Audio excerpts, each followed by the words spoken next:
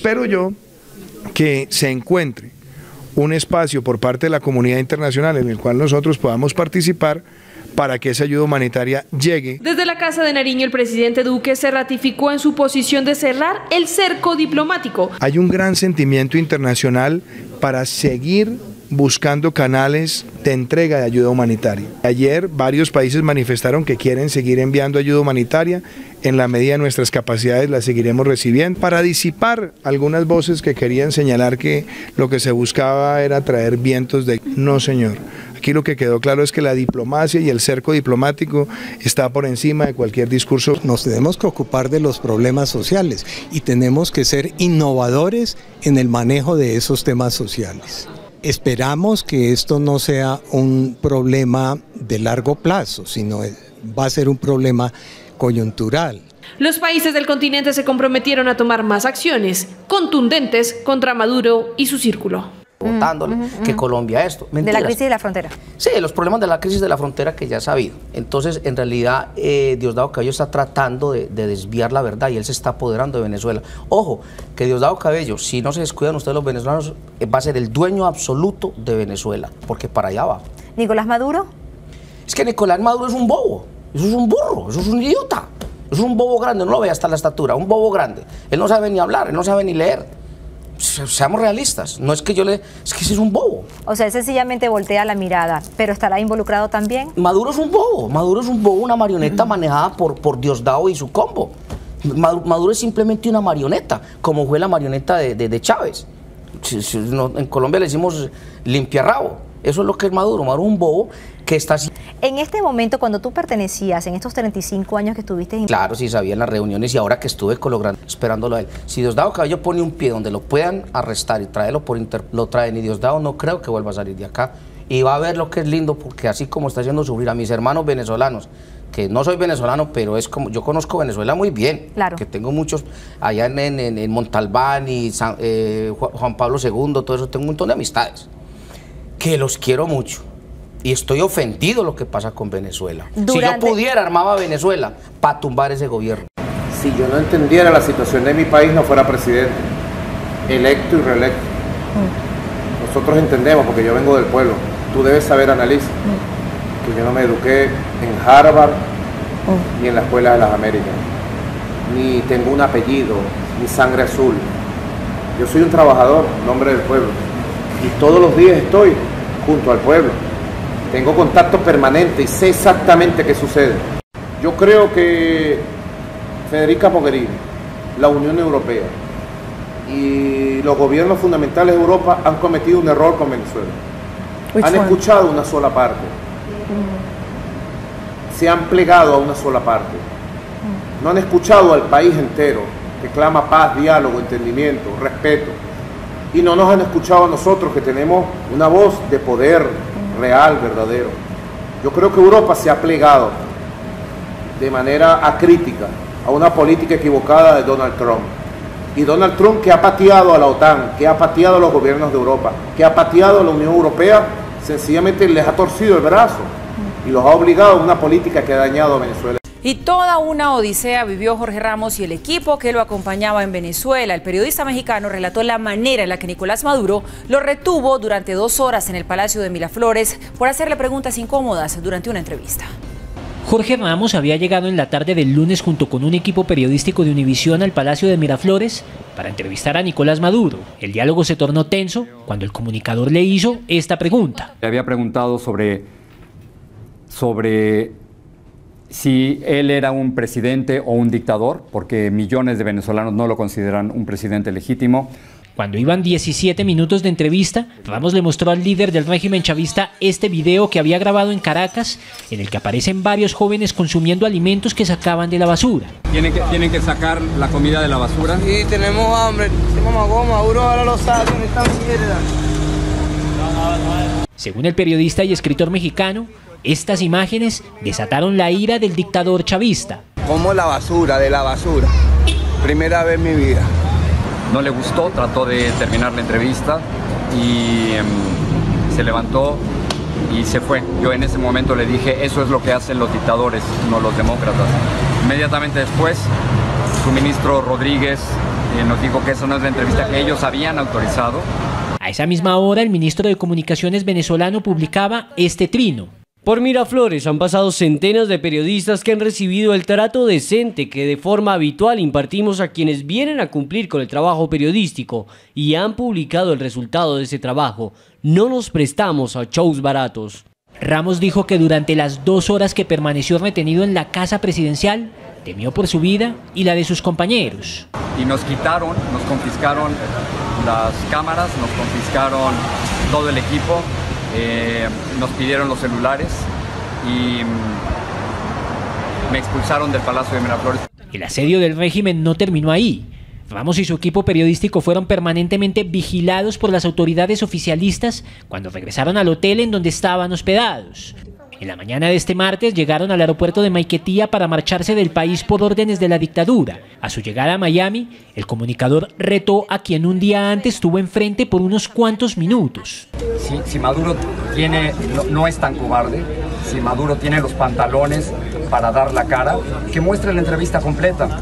Nadie le va a editar, vamos a sacar la entrevista completa, pero que tenga el valor de mostrar lo que ocurrió en esos 17 minutos de entrevista. A lo largo de su carrera, Jorge Ramos ha sido reconocido por poner contra las cuerdas a sus entrevistados, algo que también le ha valido para enfrentar situaciones incómodas, como la que vivió en 2015 durante una rueda de prensa ofrecida por Donald Trump. Excuse me, sit down, you weren't called. Sit down, sit down, sit down. Go ahead.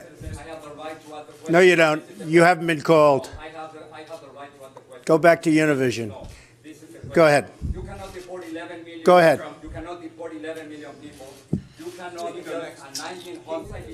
You weren't called. Go. You cannot touch me. I have the right to ask a question. I have the right to ask a question. Yes, go ahead. Hi, Chip. Yes. Roger Ailes says you need to apologize to Megan. Ramos no fue el único comunicador asediado por el régimen.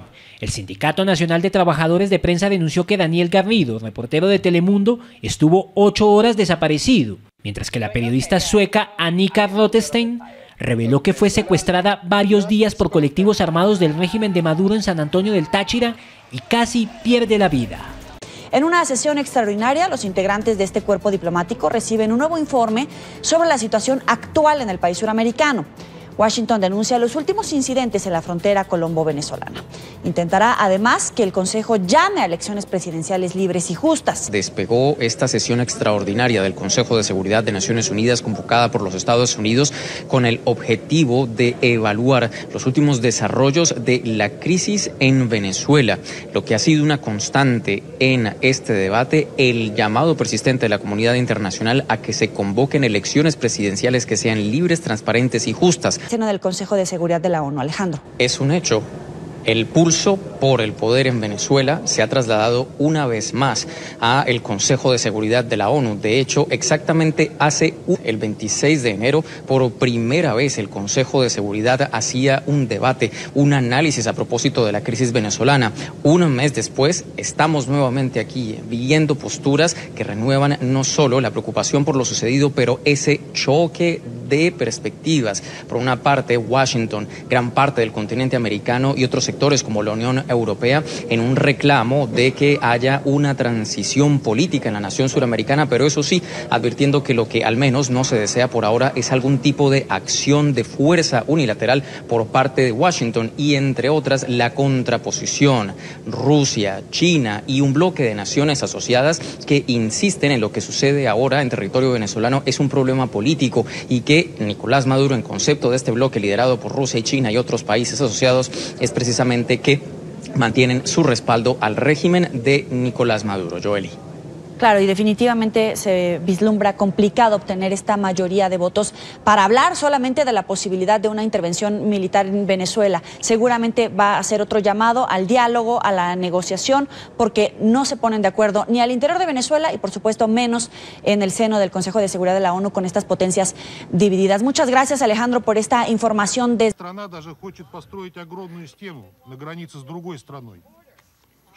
Como país soberano, Venezuela tiene la autoridad de proteger su frontera para prevenir cualquier paso ilegal. Y esto es importante porque sabemos que la asistencia humanitaria que se dice que necesita ser llevada, hace parte más de una coalición política, pero no tiene que ver con algo que sea aprobado por el legítimo gobierno de Venezuela. Así que esto no es ayuda humanitaria. Sabemos que Estados Unidos está detrás de esta supuesta ayuda a la gente de Venezuela, en donde claramente hay algunas agencias internacionales que no han estado de acuerdo ni siquiera con apoyarlos. La semana pasada nosotros hicimos un envío de ayuda, especialmente a Venezuela, y no tuvimos ningún obstáculo para poder hacerlo. Claramente ellos están dispuestos a recibirlo, pero se necesita hacer de forma pacífica y también de forma diplomática. Ellos tienen la disposición y también la autoridad para poder llevar a cabo y recibir esta comida y esta medicina en cuanto el gobierno lo requiera. Ahora, yo creo que hay algo que simplemente no puede ser llamado ayuda humanitaria. Lo del sábado no es ayuda humanitaria, sino que yo creo que esto fue un acto político por parte de los Estados Unidos que inició básicamente con un intento de golpe de Estado, básicamente. Así que claramente los Estados Unidos y sus aliados en la región han intentado llevar a cabo resoluciones acá en las Naciones Unidas para intentar de alguna forma entrar esta llamada ayuda humanitaria. Sin embargo, los principios de la ayuda humanitaria dicen lo contrario y son muy importantes porque explícitamente dicen que esta ayuda humanitaria es necesario respetar la soberanía y la integridad y la unidad del Estado que está involucrado. Apoyado por las Naciones Unidas esta declaración. Así que en este contexto, la ayuda humanitaria debería ser proveída por todos los países que bajo estos principios y las bases del país, o sea, con la aceptación del país. ¿Hubo alguna solicitud? No, no hubo ninguna solicitud. Así que yo quiero hacer un llamado especialmente a preguntarse esto, porque para mí esto simplemente tiene que ver con una provocación política y una violación de los derechos al legítimo gobierno, a la soberanía en contra de las fronteras y a la unidad del pueblo venezolano. Y es por eso que nosotros, desde nuestro caso, hemos podido llevar a cabo las ayudas necesarias que han sido solicitadas por parte del gobierno. Sin embargo, millones de dólares han dicho que están reuniendo cuando el gobierno no los ha solicitado y lo cuestionan por no recibirlo. Ahora, mi pregunta es acerca de las sanciones en contra de PDVSA, que han ascendido por miles de millones de dólares. Incluso el Reino Unido también estuvo involucrado. Londres y Washington han estado involucrados en contra, a través de sus millonarias sanciones, en contra de los bancos y también en contra de las reservas petroleras para que no hayan las garantías de ayuda humanitaria real, sino que han estado atacando básicamente a todo el gobierno de Venezuela. Y esto para mí, sinceramente, no es una protección de la ley internacional, claramente, sino que básicamente se basan en sus conveniencias políticas. Es por eso que Rusia y muchos otros países han rechazado esa intervención. Continúa a esta hora la sesión extraordinaria del Consejo de Seguridad de la ONU sobre la crisis en Venezuela. Continúa con una de las intervenciones que mayor expectativa ha generado, la del embajador de Rusia ante la ONU, Vasily Nevencia, que hasta el momento ha sido de uno de los principales aliados de Nicolás Maduro en el organismo internacional, aliado sobre todo en particular para neutralizar las iniciativas que ha adelantado Estados Unidos ante la ONU, entre ellas la reunión que tiene lugar ahora mismo en el ente rector de la ONU. Anticipadamente había sido el turno para que entregara sus declaraciones a quien ha venido en representación de Washington, de la Casa Blanca. Ha venido aquí a Naciones Unidas Elliot Abrams, el representante especial de la Unión Americana para Venezuela, quien en su discurso hacía alguna referencia a lo que ha sido el lenguaje constante de la administración Trump de denunciar lamentar los incidentes que tuvieron lugar el pasado fin de semana en la frontera colombo-venezolana, al mismo tiempo de renovar sus llamados para que haya un cambio, una nueva era política en Venezuela. Antes de esas declaraciones que ya entregaba Estados Unidos al Consejo de Seguridad, NTN 24 tenía la oportunidad de hablar directamente con el enviado especial de los Estados Unidos para Venezuela, quien en los siguientes términos hizo un importante anuncio de lo que planea la Casa Blanca para los próximos días frente a la forma como está manejando y gestionando ahora la crisis en territorio venezolano. Vea. Las sanciones continuarán. Estuvimos anunciando sanciones el día de ayer, pero habrá más, habrá muchas más esta semana, habrá muchas más la próxima semana y continuaremos imponiendo sanciones sobre los altos miembros del régimen de Maduro y la gente que mantiene algún tipo de amistad con ellos.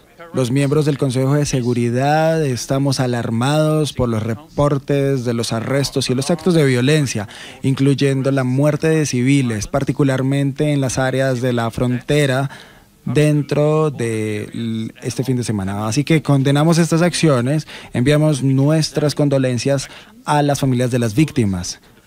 Hacemos un llamado a las fuerzas de seguridad para mostrar una restricción máxima sobre el uso de la fuerza y permitir el envío de ayuda humanitaria al país. Alejandro, es muy interesante estas dos posturas que estamos observando. Escuchábamos a Abrams hablando sobre todo sobre este bloqueo que hubo por parte de Nicolás Maduro para el acceso de ayuda humanitaria, pero escuchábamos al interior del seno del Consejo de Seguridad de la ONU a Rusia, y seguramente va a ser todo el discurso de ese bloque que apoya a Nicolás Maduro, hablar de un intento de violación de la soberanía a territorio venezolano, un acto de terrorismo, un intento de golpe de Estado orquestado por Estados Unidos, seguido y apoyado por Colombia y este bloque de países que han respaldado la presidencia interina de Juan Guaidó. Estos son los dos puntos de vista que están chocando al interior del... Juan Guaidó cuenta con el apoyo de Donald Trump. Así se lo ha transmitido Mike Pence, vicepresidente estadounidense, en un encuentro en Bogotá. El Grupo de Lima discute allí las medidas a adoptar contra el gobierno de Maduro. Los trágicos acontecimientos de este pasado fin de semana no han hecho más que reforzar la determinación de los Estados Unidos de estar con ustedes, de estar con el pueblo amante de la libertad y con Venezuela hasta que la democracia y la libertad sean restauradas. Para usted, presidente Guaidó, un mensaje muy simple del presidente Trump. Estamos con usted al 100%. Entre tanto, el líder opositor venezolano descarta la guerra en su país al tiempo que pide firmeza con el líder chavista, cuya reelección como presidente de la nación sudamericana considera fraudulenta.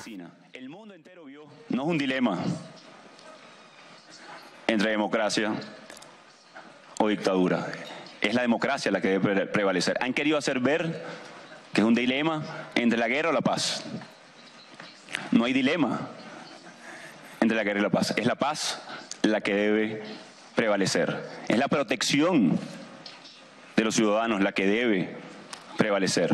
Guaidó afirma que ser permisivo con la usurpación que Nicolás Maduro hace con el poder sería una amenaza para la democracia en toda América. El Grupo de Lima, integrado por 13 países latinoamericanos y Canadá, fue creado en 2017 para promover una solución a la crisis de Venezuela. No reconoce el segundo mandato de Nicolás Maduro al frente del país.